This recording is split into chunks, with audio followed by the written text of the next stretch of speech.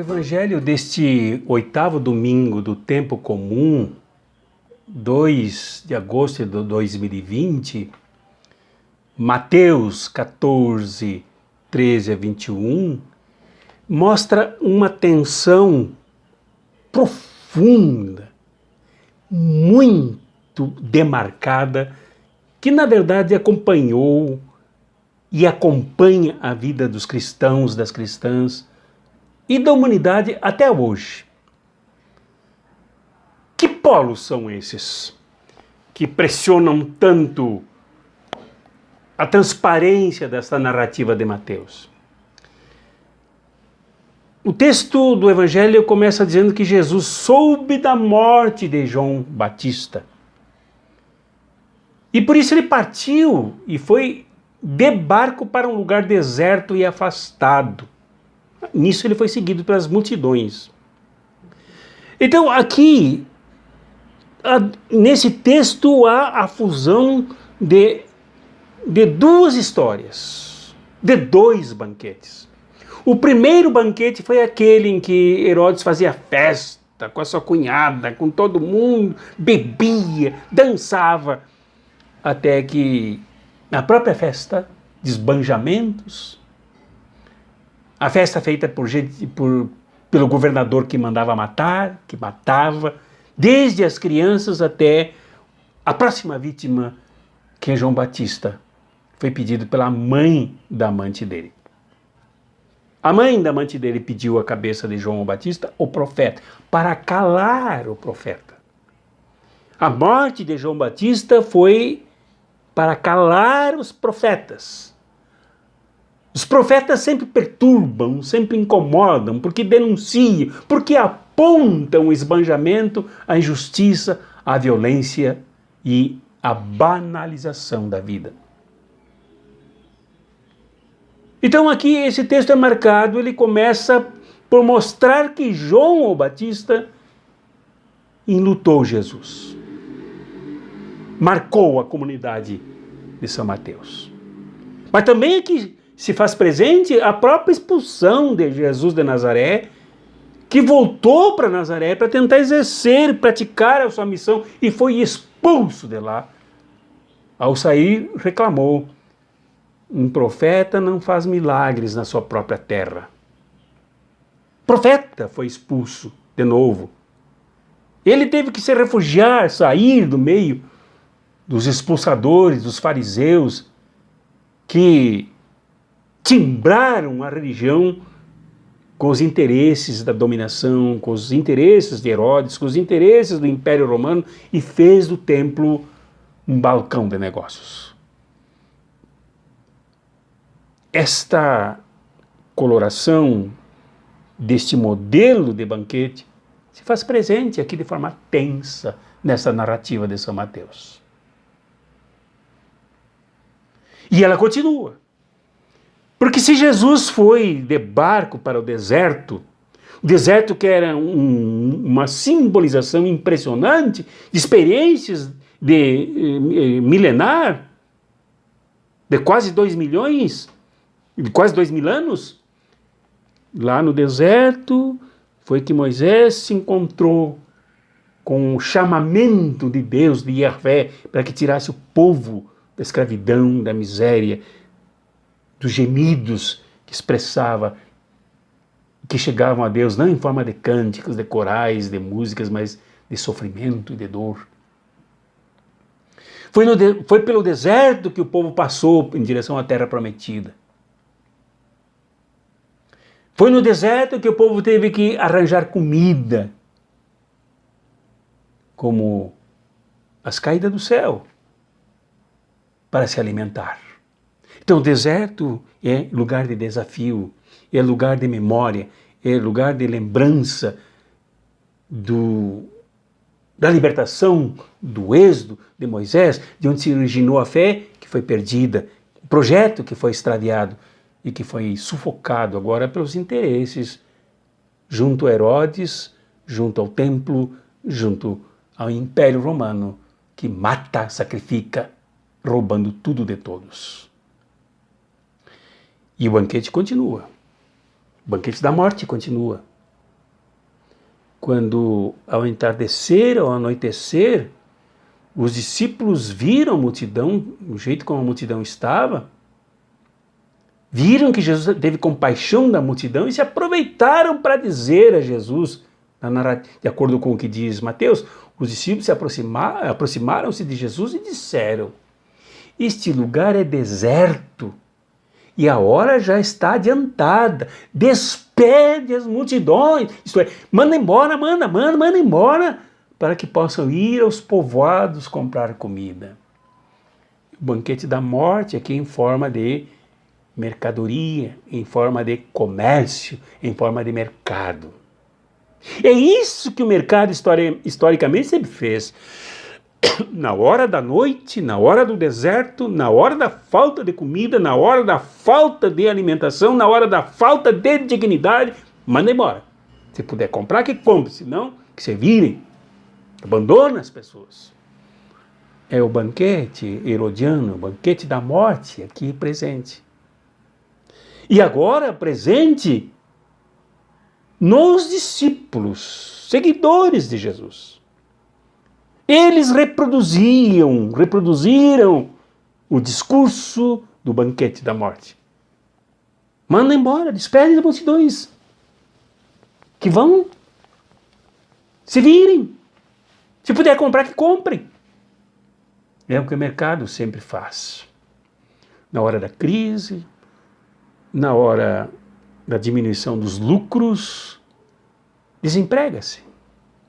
Joga-se as pessoas na doença, joga-se as pessoas nas ruas, joga-se as pessoas em lugares de constrangimento e de indignação, de indignidade, digo melhor.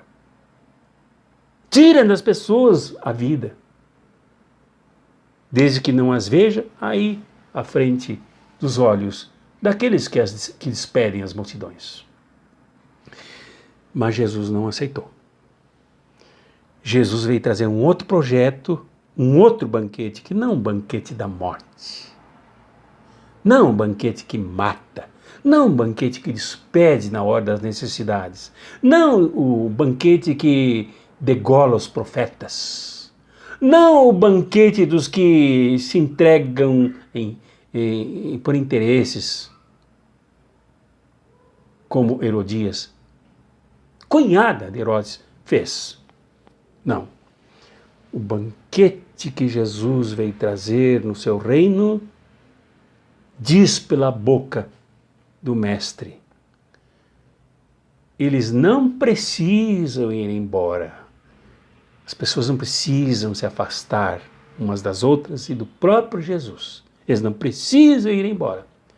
Dá-lhes vós mesmos de comer. Mas o banquete da morte existe. Pela boca dos discípulos, vendo primeiro as dificuldades, os obstáculos, que estavam muito mais nas mentes deles, no olhar deles, na análise deles, na análise tacanha deles, do que na realidade. Os discípulos então responderam: só temos aqui 5 pães e 2 peixes, como quem dissesse, o que é isso para 15 mil pessoas? 5 pães e 2 peixes, o que é isso?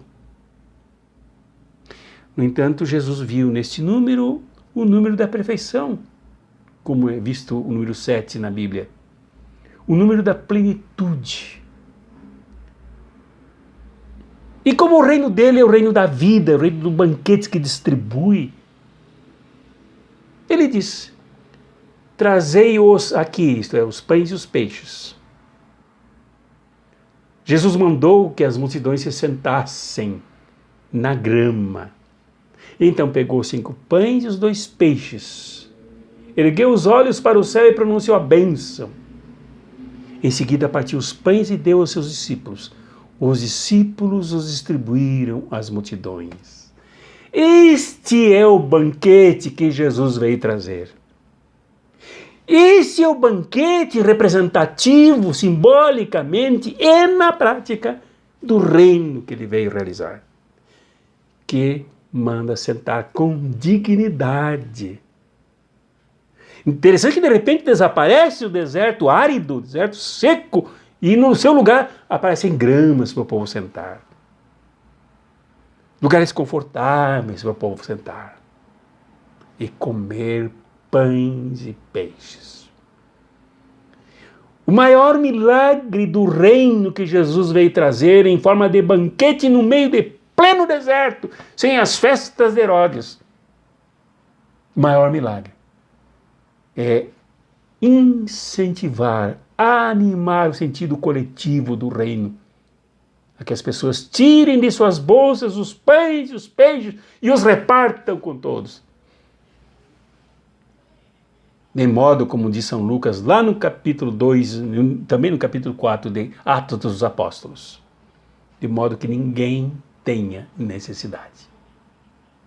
O reino de Deus não elimina as necessidades, afastando os necessitados. O reino de Deus não elimina a fome, mandando embora os que passam fome. O reino que Jesus veio trazer não manda embora os que não têm onde sentar, mas os convida a sentar na mínima grama que tem, para que todos se sintam dignos e confortáveis. Este é o reino. Neste reino, há uma oração que Jesus ensinou. E nesta oração que Jesus ensinou, para mostrar que esse reino acontece até na hora da oração, tem pão. Só que não é pão meu, não é pão de Herodes, não é pão de César, não é pão de Faraó, não é pão dos bancos, não é pão do mercado. É pão nosso de cada dia, para cada dia. É o pão da partilha. É o alimento para todos, o alimento da terra. A terra que se transforma em alimentação de tudo que em nós também é terra. Terra pensante, terra de sentimentos, terra afetiva, terra que clama por justiça. E o texto termina quase com um louvor. Todos comeram e ficaram satisfeitos. Bem ao contrário do que no início os discípulos esperavam. Do que os discípulos projetavam. O reino de Jesus, que Jesus veio trazer, atropela as expectativas medíocres, pobres, dos que só veem o comércio e o mercado como solução.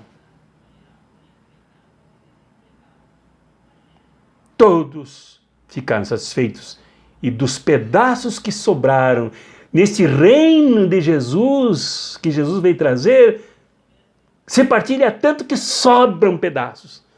Mas eles não são jogados fora, não são extraviados, não são perdidos, não são jogados em forma de lixo. Recolheram ainda 12 cestos cheios. E os que haviam comido eram mais de 5.000. Mateus é machista, então diz 5.000 homens, sem contar mulheres e crianças, portanto umas 15.000 pessoas. Provavelmente. Então, o mundo está em crise entre o banquete de Herodes e o banquete de Jesus.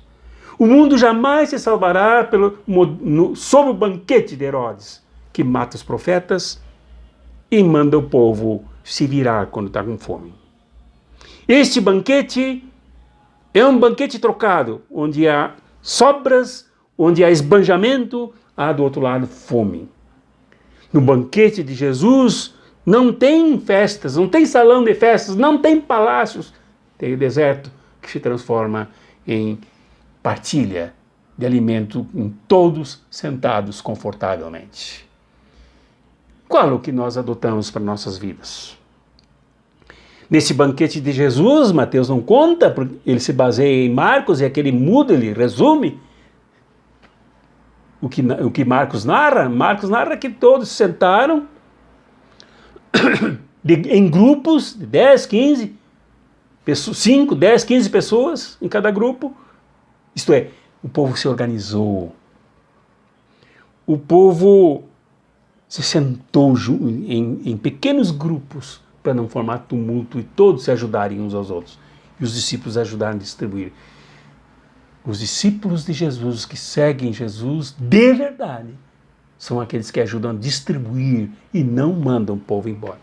São os que ajudam a compartilhar e não deixam o povo morrer de fome. São aqueles que juntam o povo para se sentar e não mandam o povo pelas estradas para morrer de fome. Este mundo só se salvará de acordo com o modelo do banquete de Jesus. Não de acordo com o modelo dominante que aí está, que é o modelo de Herodes. Que mata os profetas, é bom que se repita. Que entrega as mulheres em festa. Que faz festas. Que faz músicas, que faz ruídos, faz barulhos. Enquanto os estômagos do povo fazem o ruído da fome. No banquete de Jesus não há ruído da fome.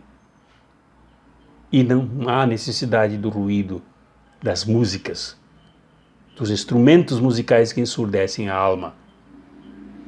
É muito bom, gente, em um templo ouvir música, levantar as mãos, bater palmas, levanta, senta, é uma educação física. Mas não é o banquete de Jesus. É muito bom ir num templo e ouvir um sermão de 5, 10, 15, 20 minutos, 1 hora. Cheio de exemplos, de ilustrações que embelezam os ouvidos e a razão. Mas não é o banquete de Jesus. Igrejas que formam bancadas, que trocam dinheiro e que enriquecem pastores e padres, é muito bom porque dá emprego para muita gente. Mas não é o banquete de Jesus. Não é o reino de Jesus. O reino de Jesus compartilha pão e peixe, de maneira que todos se satisfazem. Todos, e não só alguns. Para todos, e não só para alguns. No reino de Jesus, o verbo é compartilhar. No reino e no banquete de Herodes, o verbo é acumular. Qual que nós seguimos? Eu quero seguir, e proponho desde sempre seguir, o banquete que representa o reino que Jesus veio trazer. Pode ser no deserto, mas que se transforme em pães e peixes compartilhados. Amém. Em nome do Pai, do Filho e do Espírito Santo. Amém.